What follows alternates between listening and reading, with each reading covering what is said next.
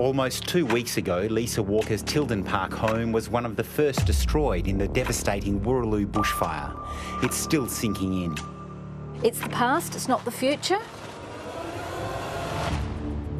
But it was cathartic to come back and see that there was absolutely nothing inside.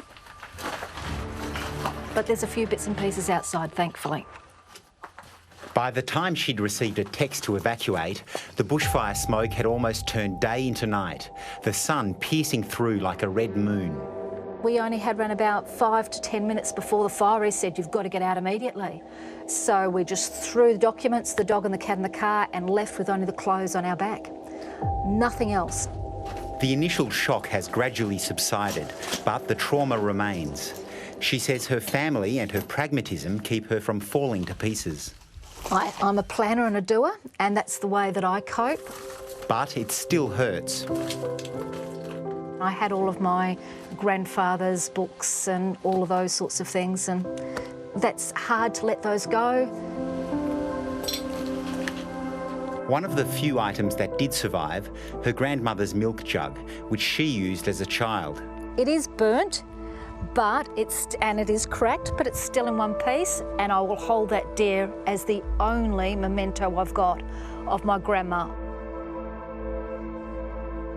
A lot of the firefighters first on the scene here in Tilden Park were volunteers who live in the surrounding areas.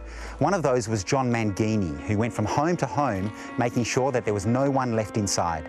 He remembers the thick smoke making it hard to see as the fire raged through. Bloody chaotic, very fast moving fire, lots of confusion in terms of what had been impacted, what was not.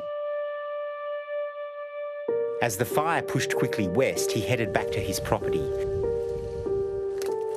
staying until the fire was running on the ridges either side of his home. Then he bolted. The laundry, toilet, shower was at this end. Yep. Then there was a living room, yep, cum kitchen, and then there were 2 bedrooms. 8 structures destroyed. Still incredible, isn't it? A property built up by generations of his family. It's a huge loss. He's focusing on the recovery, but taking it slowly, step by step. Firstly, engage with people, which I've done. I've talked to quite a few people. And for someone who's notoriously averse to sympathy of any sort, I've probably done it more than most. He knows it will take years for the community to recover. Basically, people should not give up hope. It can seem hopeless at the beginning. Friends coming together in support. G'day, Kevin. Johnny. How are you, brother? Good to see you. How you doing? I'm good. Good. I'm keeping busy. City of Swan Mayor Kevin Bailey says you've got to listen to people. And I made the conscious decision eventually to leave. Let them vent, get it out. And one of the things with a fire of this intensity is... You know, you go to a community meeting and you know that you've got a volunteer firefighter or a guy that stands 6'3" and probably weighs 150 kilos and he's sobbing. You know, it comes to them in a wave. It's tough to deal with. The generosity of people wanting to help, evident at the Gidgegannup Hall, where the CWA women give out food, clothes and toys. It's been overwhelming. When we started this off on Thursday, we were all in tears here because of the people that just came and just gave so much, you know, and yeah, it's just overwhelming what people have done. Others volunteering their time to feed Western Power workers rebuilding the electricity network. Because of the disaster that we've gone through and the experience, I think people are just coming together and helping those that have lost everything. Most of the time. Lisa Walker loves her community, her heart is in the countryside, but she needs to move on.